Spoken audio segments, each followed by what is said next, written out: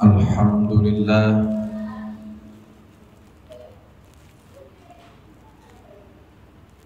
alhamdulillahilladzi qad jama'ana fi hadzal masjid. Asyhadu an la ilaha illallah wahdahu la syarika lah, wa asyhadu anna Muhammadan abduhu wa rasuluh. Allahumma salli wa sallim ala sayyidina Muhammad alladhi qad arsyadana minal jahalah ilal maharah, wa ala alihi wa ashabihi wa man ittaba'ah. Amma ba'd. Faya ayuhan nas, usikum wa nafsi bitaqwallah faqad fazal muttaqun. Wa qala Allah Ta'ala fi kitabihis syarif, a'udzu billahi minasy syaithanir rajim. Bismillahirrahmanirrahim. Innal insana khuliqa halu'a idza massahu syarru jazu'a wa idza massahu khairu manu'a. Shadaqallahul azim wa sadaqan nabiyyul karim wa nahnu ala dzalika minasy syahidin wasyakirin. Saudara-saudaraku yang dirahmati Allah, marilah kita bersyukur kehadirat Allah atas segala limpahan nikmatnya. Kita bisa melanjutkan kehidupan kita detik demi detik, waktu demi waktu. Salawat dan salam kita sampaikan kepada junjungan alam Sayyidina Muhammad sallallahu alaihi wasallam. Semoga kita mendapatkan limpahan semangat dari membaca salawat dan salam. Kaum muslimin yang berbahagia, adapun tema khutbah kita pada Jumat kali ini adalah memotivasi diri. Allah Subhanahu wa ta'ala di dalam Al-Quran menyebutkan, surat Al-Ma'arij ayat 19 sampai 21, innal insana khuliqa halu'a. Sesungguhnya manusia itu diciptakan suka mengeluh. Idza massahu syarru jazu'a, dan apabila dia ditimpa kesulitan, dia berkeluh kesah. Wa idza massahul khairu manu'a, tapi apabila dia ditimpa kebaikan, dikasih rezeki, dikasih kekayaan, dia malah pelit atau kikir. Ayat tersebut secara umum bahwa manusia memiliki karakter mudah patah semangat, mudah mengeluh, dan itu ada pada setiap diri kita ketika kita berhadapan dengan kondisi ataupun situasi yang terkadang tidak sesuai impian dan kenyataan. Oleh karena itu, kita selaku muslim yang baik, kita harus memotivasi diri kita, membangkitkan semangat kita. Karena setiap kita pasti mengalami fase-fase yang terkadang tidak mengenakan. Kebahagiaan berganti dengan kesengsaraan, kesenangan berganti dengan keterpurukan, keindahan berganti dengan ketidaknyamanan. Dalam kondisi-kondisi yang terkadang di atas, terkadang di bawah itu, motivasi kita menjadi melempem, melemah. Kita harus mewanti-wanti diri kita agar jangan sampai kita berkeluh kesah, mengeluh sepanjang detik. Tidak ada yang mampu memotivasi diri kita kecuali kita sendiri. Siapalah orang yang paling mengerti dengan diri kita? Yaitu kita. Siapa yang paling tahu dengan kita? Itu kita sendiri. Orang lain tentu tidak akan bisa membantu kita sepanjang hari, sepanjang waktu. Terkadang apa yang kita harapkan tak sesuai dengan yang kita inginkan, motivasi kita menjadi lemah. Untuk itu kita harus membangkitkan motivasi hidup kita supaya kita bisa normal kembali. Banyak keterpurukan-keterpurukan yang dialami manusia. Misalnya sakit parah, hutang keliling pinggang, problem rumah tangga, kenakalan remaja, narkoba. Berbagai masalah-masalah yang ada dalam kehidupan ini semua bisa melemahkan motivasi kita. Untuk itu, yang pertama kita lakukan agar kita kembali semangat lagi, optimis lagi dalam kehidupan, yang pertama adalah membaca buku-buku motivasi. Buku-buku motivasi itu apa saja? Al-Quran termasuk. Jadi di dalam Al-Quran itu banyak sekali motivasi.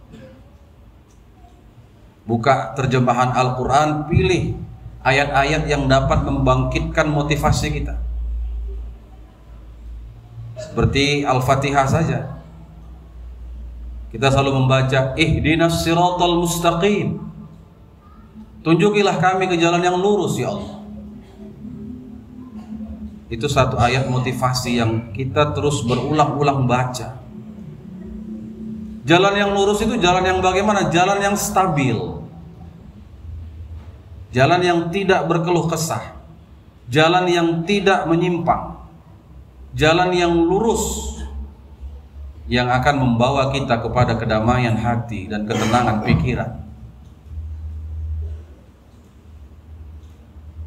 Ada lagi ayat, dan orang-orang yang beriman itu mereka tidak patah semangatnya. Banyak sekali ayat-ayat yang dapat membangkitkan motivasi kita. Maka itulah perlunya kita membaca. Di saat kita terpuruk, ada bacaan kita, insya Allah bisa selamat kita dari gangguan jiwa yang mengarah kepada stres dan berakhir kepada stroke yang akan menyebabkan kematian. Kita hari ini bisa hidup karena kita terus termotivasi. Kita hari ini bisa berjalan, kita hari ini bisa bekerja, berjuang, ada motivasi. Kita baca buku-buku motivasi itu yang dapat membangkitkan semangat kita. Pepatah Arab mengatakan khairu jalisin fiz zamani kitabun, bahwa sebaik-baik teman duduk, sebaik-baik teman rebahan sepanjang masa adalah buku. Kalau kita sudah tidak mau membaca lagi, disitulah motivasi kita wassalam, takkan pernah bangkit dari kehidupan ini. Yang kedua, untuk memotivasi diri kita. Sekarang zaman sudah begitu gampang, mencari wawasan, mencari ilmu lewat handphone saja sudah bisa kita. Kita saksikan dan kita dengarkan video-video YouTube tentang motivasi, banyak sekali di situ. Anda tinggal mengetik saja, search bangkit dari kegagalan, itu akan muncul video-video seperti itu.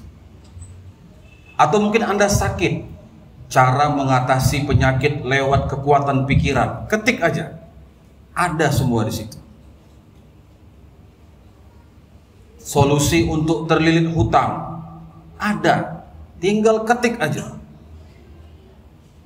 Nah, kalau kita sudah malas, kalau malas itu nggak ada obatnya. Manusia ini kalau dibiarkan badannya itu terus malas, maka dia akan malas seterusnya. Jadi kita itu memang diciptakan untuk terus melakukan mobilisasi, bergerak, beraktivitas. Fa idza faragh tafansab.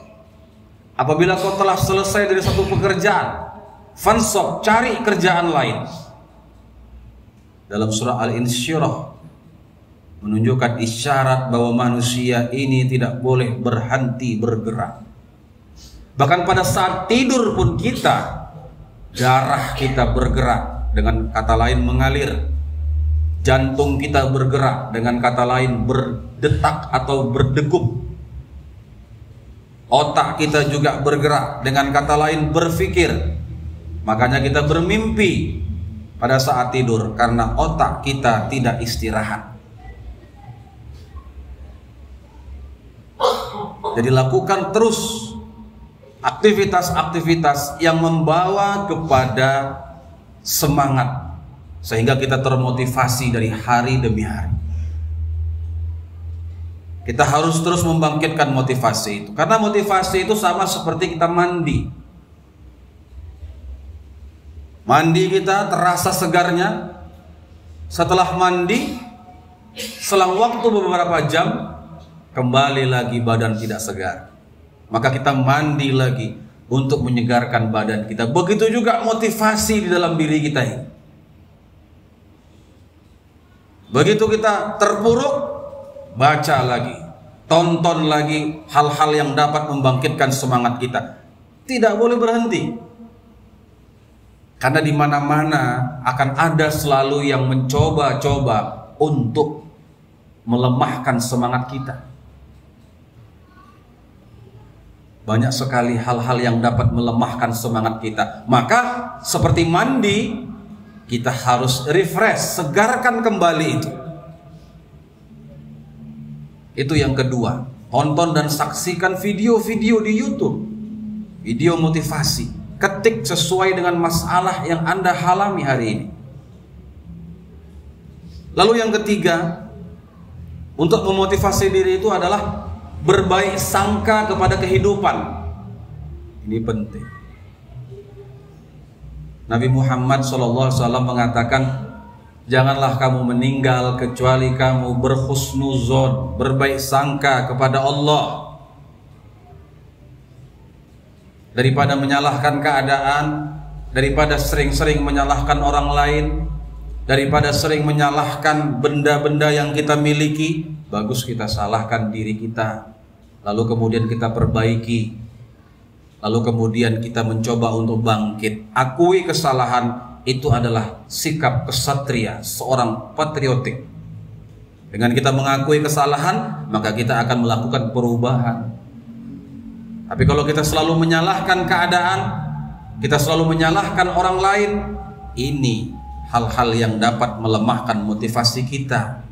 Iri dengan tetangga, iri dengan mereka yang sudah naik jabatannya, iri dengan mereka-mereka yang sudah sukses duluan. Ini termasuk melemahkan motivasi hidup kita ini. Jadi jalan terbaiknya agar motivasi hidup kita tetap stabil, baik sangka dengan kehidupan. Kok dapat segini aku? Baik sangka dengan kehidupan. Berapalah kemampuan kita? Apa kepintaran kita? Apa skill kita?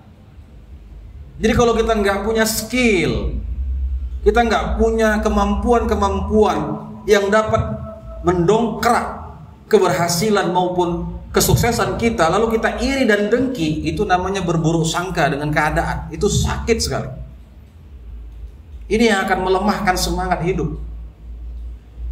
Jadi supaya hidup kita itu enjoy saja, relax. Apapun yang dilakukan orang lain terserah. Biar orang lain maju, no problem. Biar dia naik pangkatnya, silakan. Yang penting hati kita tetap tenang, stabil. Tidak sedikit di dalam kehidupan ini mereka yang bisa tidur nyenyak di atas tumpukan sampah, tapi banyak juga mereka yang tidur tak nyenyak padahal berada di atas tumpukan uang. Ayo motivasi diri kita dengan berbaik sangka kepada kehidupan. Lalu kemudian untuk memotivasi diri kita itu, kita juga harus melakukan hal yang berikut, yaitu meminta nasihat kepada teman-teman kita yang baik dan bijak. Nah, ada teman kita yang baik dan bijak. Tidak cukup baik aja, banyak orang baik tapi dia belum tentu bijak. Mereka-mereka yang mampu memotivasi hidup kita, memberikan semangat pada kita, minta nasihat kepada mereka. Minta rahasia, resep bagaimana menenangkan hati, menenangkan jiwa, bagaimana membangkitkan semangat hidup. Mereka punya rahasia itu. Tidak selamanya kita juga dalam kesendirian untuk membangkitkan semangat hidup kita, tapi kita juga punya teman-teman di lingkaran kita, di sekeliling kita. Ya mungkin mereka adalah orang-orang yang energik, penuh semangat, motivatif, hidupnya penuh dengan positive thinking, orangnya selalu berhusnuzon kepada Allah. Banyak orang-orang yang seperti itu. Datangi mereka.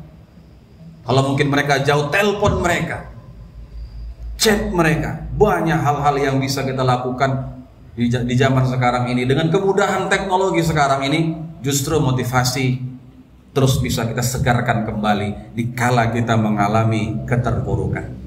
Semoga apa yang saya sampaikan ini dapat bermanfaat untuk diri saya dan kita semua. Mudah-mudahan kita terus termotivasi dalam diri kita, termotivasi untuk beribadah, termotivasi untuk membaca, termotivasi untuk mendengarkan, menyaksikan hal-hal yang baik, termotivasi juga untuk membantu sesama, dan termotivasi juga kita untuk membuat hidup kita lebih bermanfaat dari waktu ke waktu. Barakallahu li wa lakum fil Qur'anil azim wa nafa'ani wa iyyakum bima fi minal ayati wa dzikril hakim wa taqabbal minni wa minkum tilawatahu innahu huwal ghafurur rahim.